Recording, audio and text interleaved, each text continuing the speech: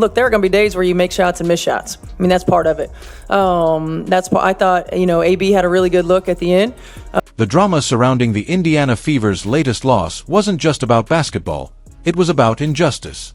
Coming off a dominant 3-game winning streak, including dismantling the Dallas Wings, the Minnesota Lynx, and even the reigning champion Las Vegas Aces, the Fever looked like a team on the rise. Aaliyah Boston was playing out of her mind. Kelsey Mitchell had found her groove. I don't get it. Breanna Stewart, Aja Wilson, wait until you see. Natasha Howard was anchoring the paint like a veteran champion. The chemistry was electric, the energy was championship caliber, and the Fever were riding high with momentum on their side.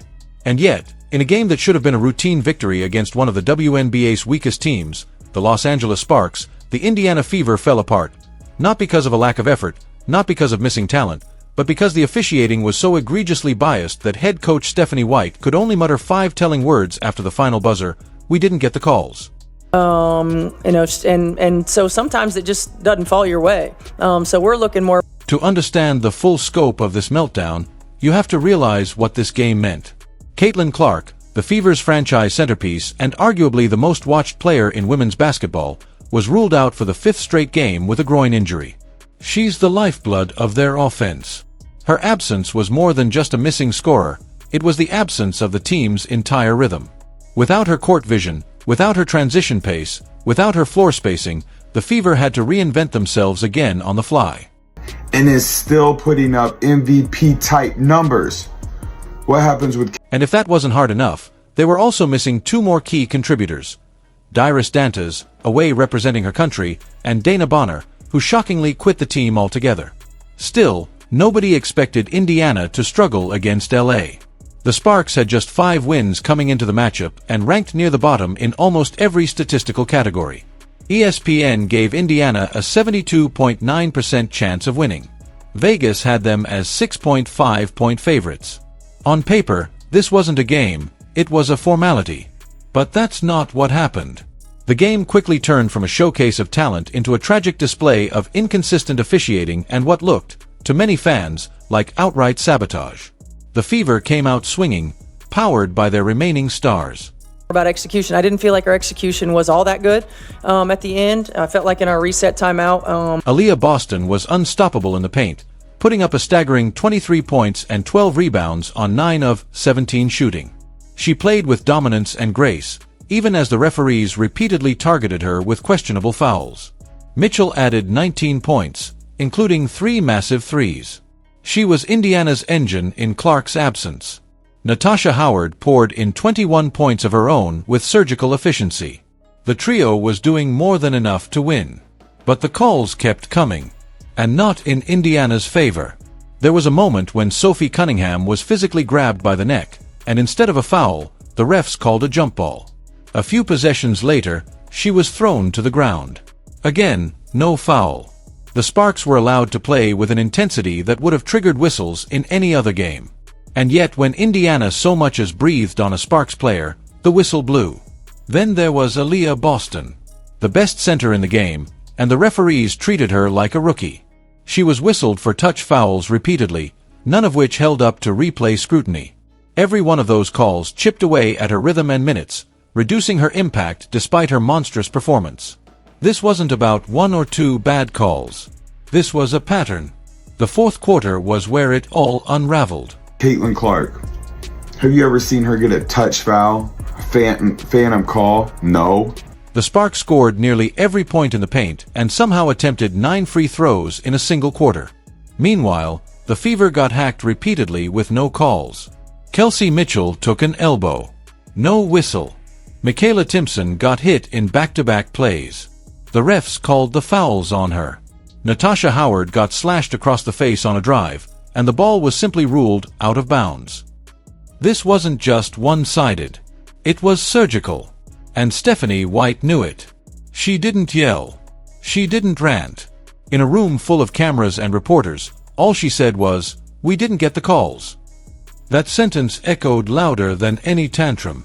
It told the story of a team doing everything right, playing smart, playing hard, trusting each other, and still being denied by a force they couldn't control. It wasn't just a loss. It was a robbery. What's perhaps most heartbreaking is how close they were. Despite the injuries, despite the exhaustion, despite the blatant officiating imbalance, they were within striking distance until the final whistle. The crowd could feel it. The energy in the building was shifting. Boston was heating up. Mitchell was finding her spots. Howard was going to work. It wasn't very good either, and that's on us, continuing to make sure that we are going over that. This wasn't a team rolling over. This was a team scratching and clawing to win a game they deserved. And yet, time after time, the officials inserted themselves into the story. They didn't just referee, they interfered. This game now becomes part of a larger, darker narrative forming around the WNBA. When Clark is on the court, she's subjected to physical play that borders on dangerous. Yet she rarely gets the calls other stars receive. When Boston dominates, it's like the refs can't allow it. When Indiana starts to build momentum, something always seems to stand in their way. The pattern is becoming harder to ignore. But even in defeat, the Fever showed something remarkable: resilience. These aren't just players. They're fighters. They didn't fold when Clark went down. They didn't give up when Dantas was missing. They didn't quit when the calls kept going against them. They kept pushing. They kept grinding. And they came within inches of stealing a win that should have been theirs from the start.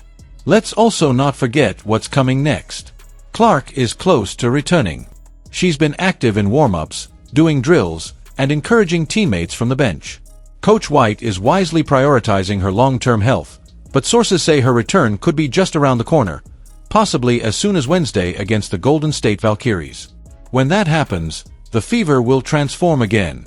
Imagine Clark orchestrating the offense, Mitchell knocking down threes, Boston dominating the post, Howard holding down the front court, and Hall bringing energy on both ends.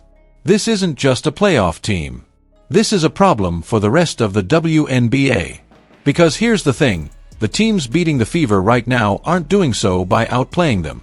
They're scraping by while Indiana is down, missing 3 key pieces, and still fighting every possession. When the Fever are back to full strength, they're going to remember every single slight, every cheap foul, every no call, every fourth-quarter heartbreak, every team that disrespected them when they were vulnerable. This season has become a forge. The heartbreak is burning off the weakness. The frustration is making them hungrier. The officiating debacle against the Sparks wasn't just an embarrassment for the league, it was a wake-up call for the Fever. Because now they know. They can survive without Clark. They can compete without their full roster. They can handle injustice and still nearly win. When Clark returns, this team won't be looking for revenge, they'll be out for blood. Let us know down in the comments what you think of the WNBA referees after this game. Were the Fever robbed? Was Stephanie White right to call it out? And most importantly, are the refs going to be held accountable? Don't forget to like, subscribe, and turn on notifications so you never miss a breakdown like this. We'll see you in the next one.